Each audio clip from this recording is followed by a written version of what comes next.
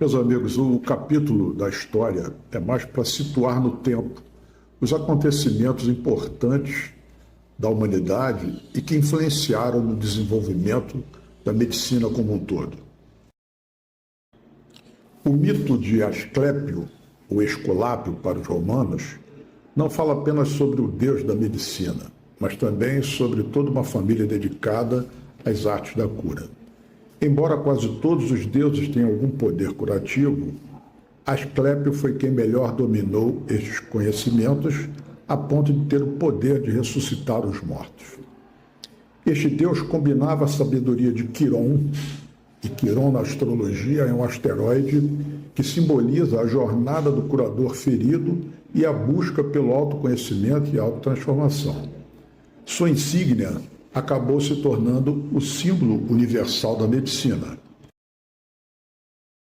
Hipócrates, um médico grego do período clássico, que é considerado o pai da medicina, em reconhecimento às suas contribuições para a área, como o uso de prognóstico e observação clínica, a categorização sistemática de doenças ou a formulação de teoria moral.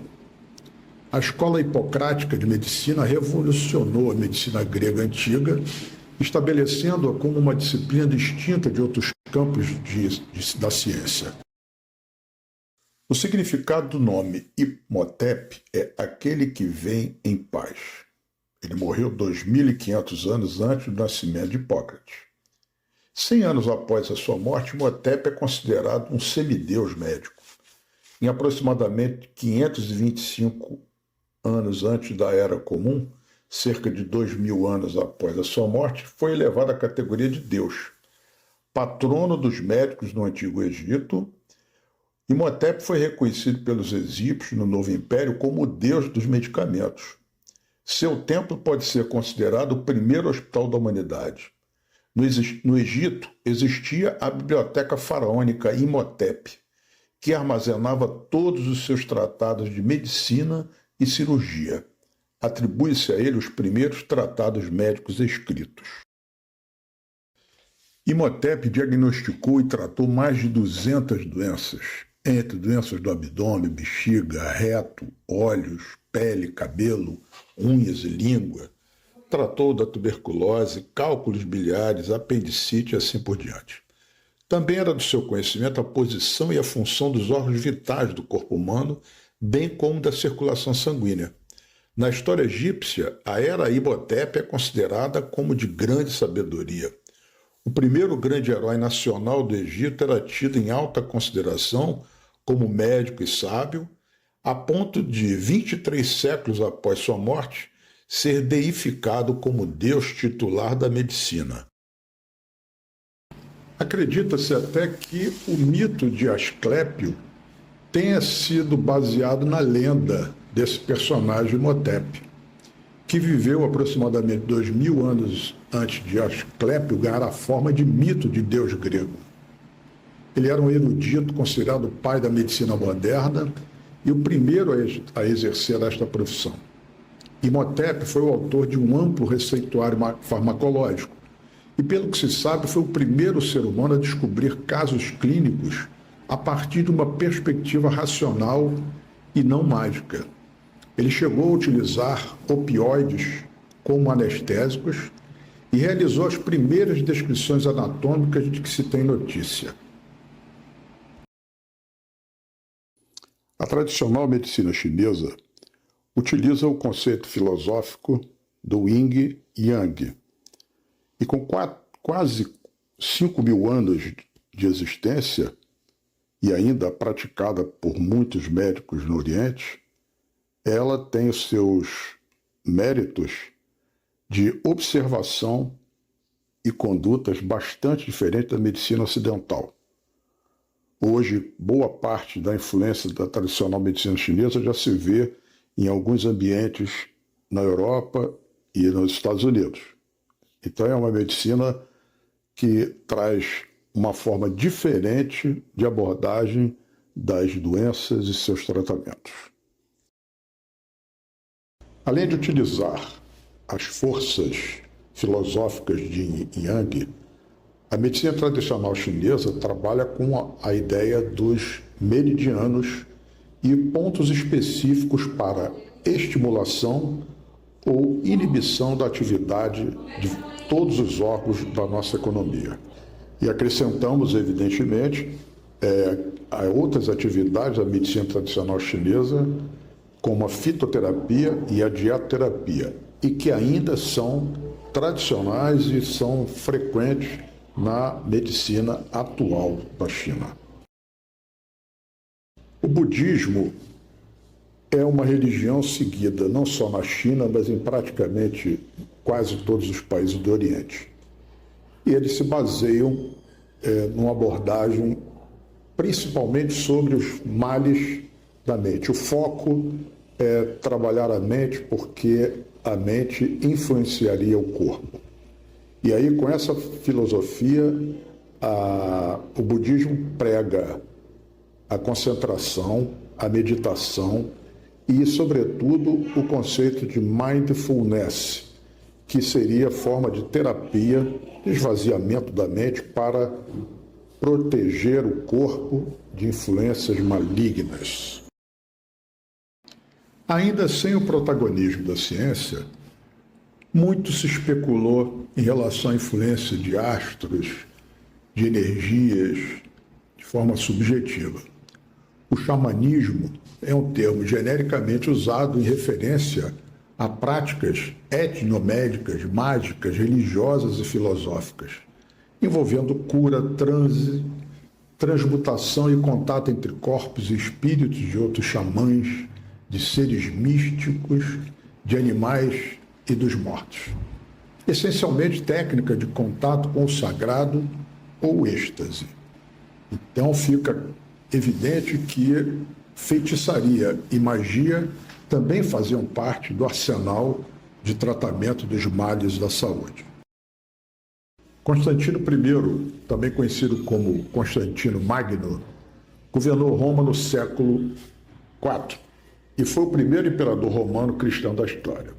Seu reinado marcou a transição do Império Romano de um Estado pagão para um Estado cristão e também pela conquista de Constantinopla. Suas políticas e ações tiveram impacto duradouro na história da Europa e no cristianismo. A Idade Média foi um período de cerca de 1000 anos na história da Europa, marcada pela queda do Império Romano e pela ascensão da Igreja Católica. A Igreja Católica, ela preservou muitas informações do Império Romano, tudo referente a desenvolvimento das sociedades, composição das cidades, as descobertas científicas, ou muita coisa se perdeu, porque com a queda de Constantinopla, muitos legados culturais da antiga Roma foram queimados, foram destruídos. Mas a Igreja Católica, em seus mosteiros, conseguiu preservar muitas informações. Mas, ainda assim, a projeção que é dada na Idade Média é de um período muito sombrio, de pessoas que viviam aglomeradas, com baixo nível de higiene, e a figura das cruzadas, que, em nome de Deus, partiam para guerras e tal, tudo incentivado pela Igreja Católica, que passou a exercer, de fato, o comando da maioria das nações europeias desta época. É inegável o papel da Igreja Católica na guarda de dados históricos em seus mosteiros, da grande influência política durante a Idade Média, tendo o papel de coroar reis, de influir politicamente nas nações europeias e também ter participação na vida da sociedade, protegendo muito os cidadãos e tendo especial papel no cuidado de pacientes, especialmente nas doenças que foram decorrentes das grandes epidemias da Europa durante a Idade Média.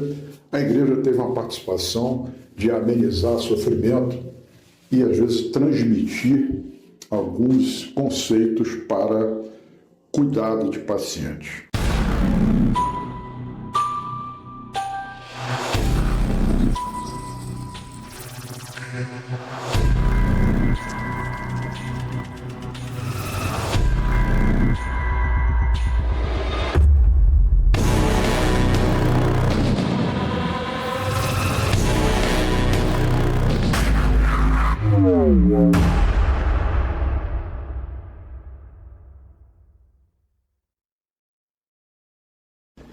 A medicina medieval, digamos assim, na Europa Ocidental, era uma mistura de ideias que trouxeram da antiguidade, do Império Romano, que restou das experiências da medicina romana e até mesmo as influências espirituais, das interpretações das escrituras. As plantas medicinais eram muito importantes na Idade Média, sendo que por volta do século XII já existiam várias escolas médicas pela Europa. Não existia ainda a tradição da medicina científica e as observações andavam lado a lado com influências espirituais. Na Idade Média, era comum o médico procurar curar praticamente todas as doenças utilizando o recurso da sangria. Esse era o equipamento de proteção individual do médico antigo. Uma figura sombria que usava essa máscara de couro e dentro dessa máscara existiam ervas aromáticas para reduzir os odores da putrefação de membros e feridas fétidas que acompanhavam as grandes epidemias da Europa. Essa é uma ilustração da linha do tempo desde a antiguidade até a idade contemporânea, para que vocês tenham uma noção de que acontecimentos foram feitos em períodos antes da Idade Média, depois da Idade Média. Nesse mapa, para que vocês tenham ideia da grandeza do Império Romano. Nesse outro mapa, também para ilustrar rapidamente o que era o posicionamento dos países europeus depois da queda do Império Romano. Neste outro mapa, a distribuição dos reinados e influências dos países na Europa já após alguns conflitos, isso já no final da Idade Média. E o mapa atual da Europa, após 2 guerras mundiais e vários conflitos, hoje ainda com conflitos de fronteiras e todas as influências políticas que nortearam o mundo atual. No Egito Antigo estão os primeiros registros de banho. Então os egípcios foram os iniciadores desta boa prática higiênica. Os gregos também, com todos os aspectos mitológicos, mantiveram o bom hábito do banho como uma prática higiênica saudável. Com os romanos, a prática também persistiu, bons hábitos higiênicos, e o banho coletivo nas termas, onde existiam águas termais e aquecidas, o banho era perene durante todo o ano. Então era comum reuniões de políticos nas termas para debater assuntos políticos de várias naturezas. Sem as referências egípcias ou gregas, os registros mostram as primeiras latrinas do Império Romano que eram utilizadas para eliminação de urina e fezes. Nesse aspecto, é bom saber que, entre os romanos, o hábito de utilizar a urina para clarear dentes era uma prática corriqueira, assim como a utilização de fezes de animais e dos humanos era utilizado para curtir o couro. Eram hábitos estranhos, com certeza. A prática do banho também foi desenvolvida no Japão antigo, e que utilizava as tinas e o banho com água corrente, com troca da água para cada um dos candidatos ao banho. Práticas bastante saudáveis. E também no Japão, a prática do banho coletivo, com todas as pessoas desnudas, era uma prática bastante comum, corriqueira no dia a dia, mantendo a tradição de bons hábitos higiênicos dos nipônicos. Na Idade Média, os banhos eram feitos em uma única banheira enorme e cheia de água quente. O chefe da família tinha o privilégio do primeiro banho em água limpa. Então, sem trocar a água, os demais membros da família tomavam banho por ordem de idade, mulheres também por idade e, por fim, filhos. A igreja tratava imundície como um sinal de sacrifício e dizia que banhos eram lascivos, sensuais e um hábito de judeus e islâmicos. Os banhos passaram a ser olhados com receio e mesmo proibido em muitas cidades como propagadores de doenças, em especial da peste. Isso durou 1000 anos, essa prática, em que o banho era tido como propagador de doença. E aí, isso persistiu, e especialmente nos países de clima frio, onde a frequência de banho era anual. Com a popularização do banho, em 1888 foi desenvolvido o primeiro desodorante, da marca Moon, e assim como o papel higiênico, que foi criado no final do século XIX. Os ricos podiam usar pedaços de tecido feitos de linho, enquanto os pobres usavam trapos velhos, musgo e folhas. Então, o advento do papel higiênico realmente foi uma grande evolução.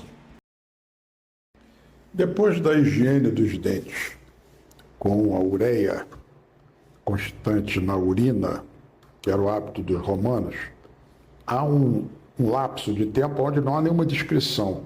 Mas o que se sabe é que no século XVIII ainda a higiene dental não ia além do uso de pequenos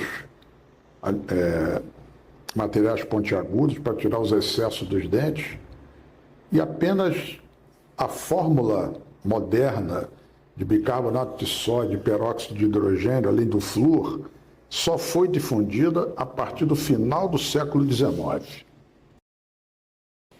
Portanto, a figura do médico, com os parcos recursos que existiam na época da Idade Média, séculos XVI, XVII, XVIII, a figura do médico era meramente de constatar os óbitos e fazer terapias empíricas, sem nenhum embasamento científico, né? Então, essa figura sinistra desfilando aí nas ruas de Londres. Portanto, a medicina científica, ela só foi desenvolvida a partir do século XIX. As pesquisas científicas têm como objetivo melhorar as maneiras de diagnóstico, conhecer tratamentos adequados e para diferentes condições de saúde e identificar fatores de risco para doenças.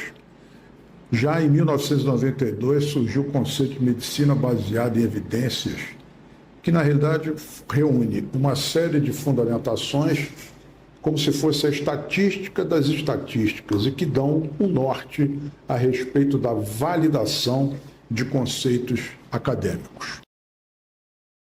E finalizando esse bloco, nós temos aí os diferentes símbolos da era moderna dentro dos hospitais no mundo inteiro. Alguns consagrados como universais, outros particulares de determinadas instituições.